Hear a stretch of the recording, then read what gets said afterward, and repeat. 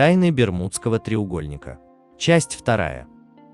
Сторонники тайны Бермудского треугольника выдвинули несколько десятков различных теорий для объяснения тех таинственных явлений, которые, по их мнению, там происходят. Эти теории включают в себя предположения о похищении судов пришельцами из космоса или жителями Атлантиды, перемещение через дыры во времени или разломы в пространстве и другие паранормальные причины. Ни одна из них пока не получила подтверждения. Другие авторы пытаются дать научное объяснение этим явлениям. Скептики утверждают, что сообщения о таинственных событиях в Бермудском треугольнике сильно преувеличены. Морские и воздушные суда пропадают и в других районах земного шара, иногда бесследно. Неисправность радио или внезапность катастрофы может помешать экипажу передать сигнал бедствия. Поиск обломков в море – непростая задача, особенно в шторм или когда место катастрофы точно неизвестно. Если учесть очень оживленное движение в районе Бермудского треугольника, частые циклоны и штормы, большое количество отмелей, то количество случившихся здесь катастроф, которые так и не получили объяснения, не является необычно большим.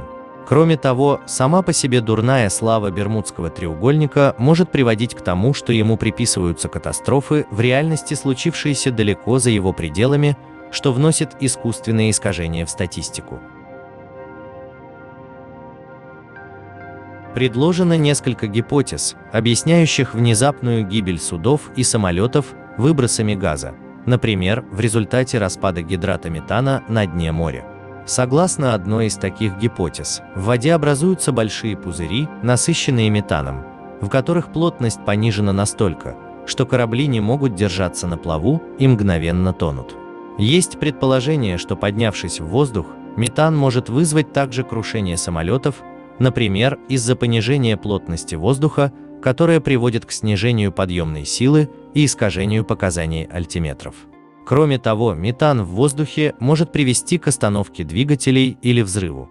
Экспериментальным путем была действительно подтверждена возможность достаточно быстрого, в пределах десятков секунд, затопления судна, оказавшегося на границе выброса газа, в случае, если газ выделяется одним пузырем, размер которого больше или равен длине судна. Однако остается открытым вопрос о таких выделениях газа. Кроме того, гидрат метана находится и в других местах в Мировом океане, где не было зафиксировано массовых случаев пропажи кораблей. Высказываются предположения, что причиной гибели некоторых судов, в том числе и в Бермудском треугольнике, могут быть блуждающие волны, которые, как считается, могут достигать высоту 30 метров.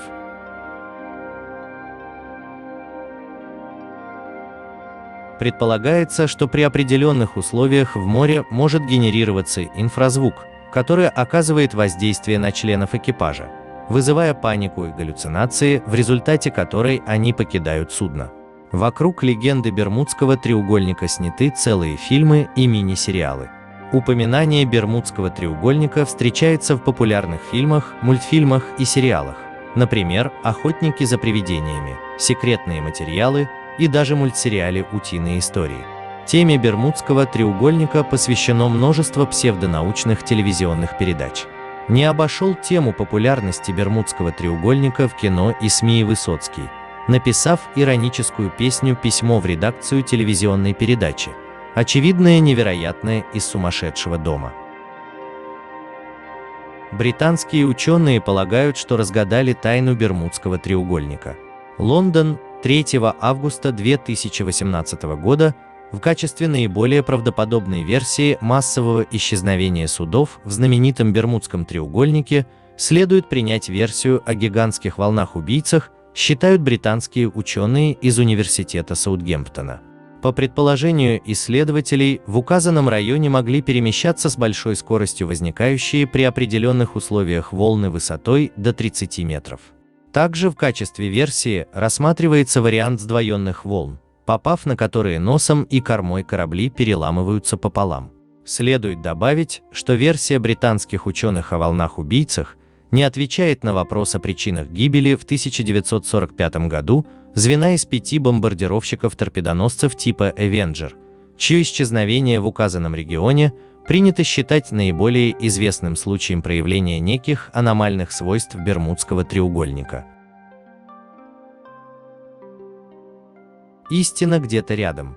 Мы намеренно не стали рассматривать абсурдные версии о похищениях исчезнувших судов пришельцами или, например, о найденной на дне Бермудского треугольника базе НЛО. Если же говорить о самых правдоподобных теориях, то однозначно можно сказать лишь одно – все они имеют право на существование. Значительную часть трагических происшествий можно объяснить, не прибегая к околонаучным версиям и фантастическим предположениям.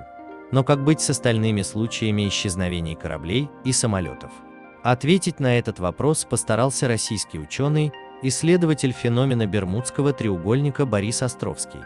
Я стараюсь объяснить этот феномен с точки зрения классической науки. Главная причина исчезновения морских судов и самолетов может находиться на дне океана и иметь тектоническую природу. Геологические разломы и гниение морских водорослей приводят к выбросам метана и сероводорода. Как правило, эти газы растворяются в морской воде, но при понижении атмосферного давления они могут достичь поверхности океана. Поднимаясь, метан и сероводород приводят к понижению плотности воды, и когда это происходит, корабль стремительно уходит на дно.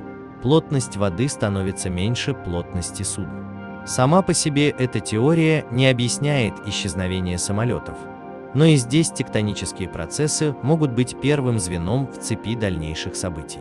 Частые подводные землетрясения приводят не только к выбросам метана, но и к образованию инфразвука, в свою очередь преломляющего радиоволны. Именно этим можно объяснить неполадки электронного оборудования и дезориентацию летчиков. Инфразвук таит в себе еще одну угрозу. Он способен оказывать губительное влияние на психику человека.